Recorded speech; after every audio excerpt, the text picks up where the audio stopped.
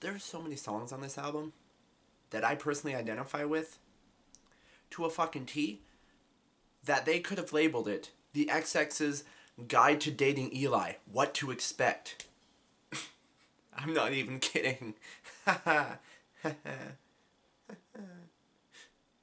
so lonely. Hey there, losers.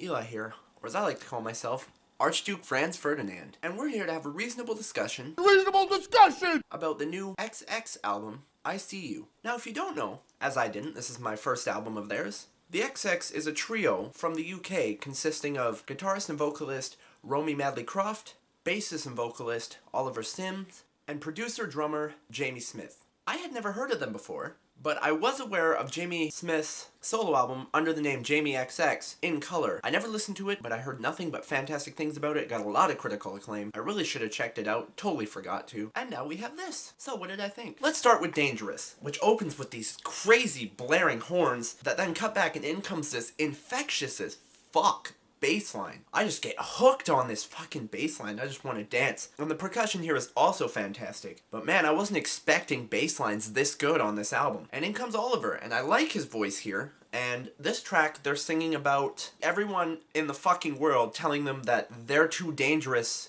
to be a couple. They're too bad for each other and it's a bad idea. But they're just blocking them all out and saying, well, they must be blind to how in love we are. And it's highlighting how you can look through rose-colored glasses, which I've done in the past. Oliver is an alright singer. This was new to my ears hearing him. But then when Romy came in, I was like, holy shit. She blew me away. I love the way she sings her verse, especially that danger, danger refrain that goes through the background of her verse. That just sounds so fucking good. They harmonize quite well in the chorus, but at this point I was a little put off by the two. I was like, why don't they just let her sing more? She sounds way better. And it made me think of, at first Churches, but then more I thought about it, the more I actually like when the male from Churches sings the songs. It was more akin to Fantagram, because I don't like the male vocalist on Fantagram at all. The blaring horns that open the track also come back on the chorus, and again they have a great harmony on the chorus here, and I like what the chorus is talking about too. They're saying, let's just block them out and pretend we don't see the danger that's clearly in front of us if we do this. It's such a fucking good opening track. I was actually not sure what to expect after this. Now the joke I made at the beginning of this review where I said this album is literally the definitive guide to dating me is no more truer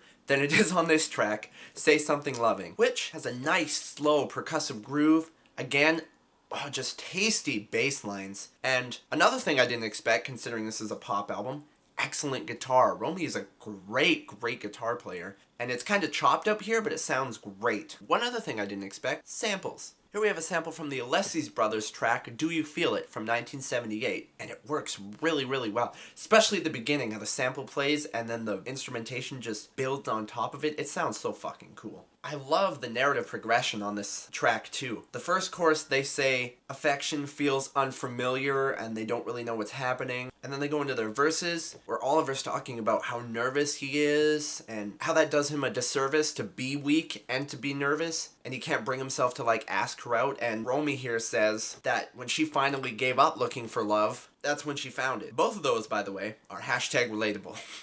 And then the second chorus, they're starting to warm up to each other and they're saying how the feeling of affection feels unfamiliar, but they're starting to warm up to it and they just want each other to say something loving. And it's again further extrapolated on in the verses where Romy's saying how she feels his touch all the time, but the more she thinks about it and the more happy she is, the more she gets really insecure and is afraid he's gonna just up and leave. And then on Oliver's second verse, he's talking about how he's like, are you sure you want me, really? And she keeps trying to reassure him. And then he says, I've been just so lonely for so long. I was so impatient to finally find the woman of my dreams. And now that I found you, am I being too needy? Am I being too eager? Again, both relatable as fuck. Like, this song gets me. It's so fucking pathetic. Oh my god. Another fantastic part of this track is they go in this hilarious little bridge that's like, they both say it too, they sing it in harmony, which sounds perfect. But anyway, they're like, did you hear me say it?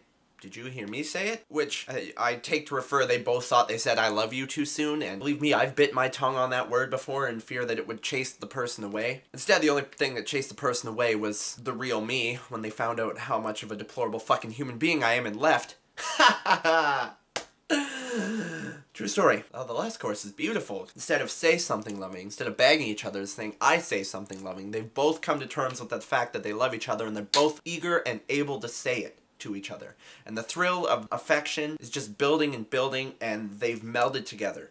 Up next we have the track Lips, which was the hardest to keep my attention, unfortunately. It still sounds great, good basic groove. What I can only describe as woody percussion. It's like the hollowed out log instruments. I can't fucking remember what they're called right now. A couple things that really annoy me in this track though. One of them being on the bridge when Romy's singing. When she hits her higher pitch, I don't know if it's a guitar or a synthesizer line that hits with her, but it just grades on my ears. That, and it adds a clap percussion to it, and that whole thing just combined just grades on my ears and really kind of frustrates me because I can't tell the sounds apart. It kind of hurts. Another thing that's really weird on this track is during Oliver's verse on the second part, there's this weird, I can't tell if it's like a super reverbed guitar or a really strange synth that just kind of goes and it's out of tune and it fizzles out and it sounds super weird. To be honest, I can barely remember what they talk about on this track because it's the one that I just zoned out the most on. But yeah, this track couldn't hold my attention. Now the track where I really started to warm up to Oliver's voice was Violent Noise, which is mostly him. The guitar on here, really echoey, especially in the beginning, and it sounds really fucking cool. There's this humming synth that flows through the back of the track that sounds fucking amazing. Yeah, Romy seems to be talking about not being able to escape a violent noise, which I think he means a memory of someone. He opens the track by saying if he beats every hand away, there'll be no one there. And then building towards the chorus, the guitar disappears completely.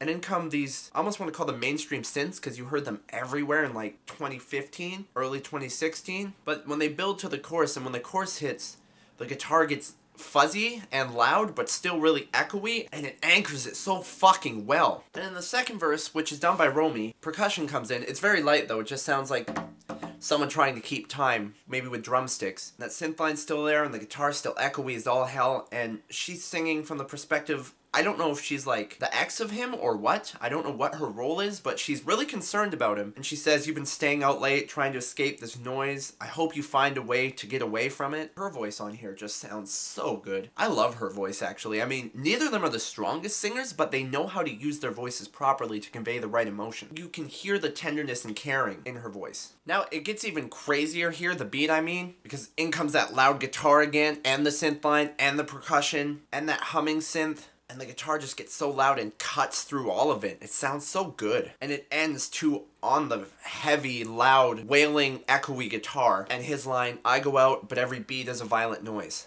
Holy fucking shit, Performance. Oh my god, I love this song. Starts with this great bass line and these strings in the background. Very light, but they're there. And in comes Romy, and I think her best vocal performance on the entire album, bar none. And she's singing here about putting on a performance, maybe for the audience so they can't see her pain, but the way I took it, especially when it comes to the second verse, but I'll get to that, is she's discussing putting up walls and acting like everything's fine to her partner, and seeing if they still know her well enough to crack through them and see that she's actually breaking apart inside. When you saw me leaving, did you think I had a place to go? That line hit me so hard, and I don't know why. As it gets closer and closer to the chorus, strings get louder and louder and louder, and then it all swells, and then it goes into this fantastic, mournful guitar. Holy shit. This beat is so minimalist, but so powerful. Second verse, the bass takes a back seat to the guitar. Romy is a fucking awesome guitar player, if I do say so myself. The strings are still there as well, and there's a line I really like in the second verse. She says, you could always find me when I was hiding, but you stopped looking even though I'm still hiding, which again describes that disconnect and the fact that he can't see through her performance anymore. The show's completely lost on him. I would have to say Performance, my favorite track on the album. Just such a beautifully heartbreaking song. And again, relatable as all fucking hell. God, this album just fucking gets me. It's so depressing. Up next we have Replica, which is probably one of my favorite tracks instrumentally on the album. I'm not a big fan of the verses here. Chorus is great. Beautiful, beautiful harmonized vocals from the two of them. This is mainly Oliver. Romy only does background vocals on this track, but the way they harmonize on the chorus sounds so fucking good. The whole song is about how, I can't tell from whose perspective they're talking of, but one of the people is ending up to be exactly like the other person, like everyone said they would. As hard as they tried to not be. Like maybe their parents or something. I could be misinterpreting. But the highlight of this track is, again, a fantastic instrumentation. The guitar line on here is so catchy, so groovy, makes me want to bob my head even though the rest of the track is kind of sorrowful. The guitar line is so nice. Bass is great too again. And we have some actual piano here that flutters its way in and out through the verses and the pre-chorus. And on the chorus you get this loud, what sounds like an organ to me, and it just anchors the chorus so well. This one purely, I barely tune into the vocals until it gets to the chorus because I'm just in love with the instrumentation on here. I was unaware of the context for Brave For You until recently. I'm kind of a listen first, ask questions later kind of guy. So I listened to the album a few times, then watch a review maybe, then do my research. And I found out this track is about the death of Romy's parents, which makes total sense. I thought it was about maybe a lover that passed away, but the parents part makes sense too. Really anyone who's given you faith in life and you've lost, and whenever you are losing yourself and you feel super weak, you just have to think back on their memory. I'm actually really thankful that I haven't lost someone like that yet, because I don't know how I would take it, but my heart goes out to her for having to go through that. This track opens with some really weird keyboard synths that sound like they wouldn't be out of place on a Final Fantasy soundtrack. And when her guitar line comes in again, oh my god, the guitar on here works so well. Through the first verse, the guitar just does this mournful wail in the background that sounds so good, and then when it gets to the chorus, it holds that. And as soon as she finishes the last word on the first chorus, in comes this awesome drum breakdown that's loud and powerful. There's kind of a white noise fuzz kind of sound that adds this haze to the song that makes it even that much more dreary, which I think adds to the mood and makes it far more engaging and engrossing. She's kind of doing a whisper here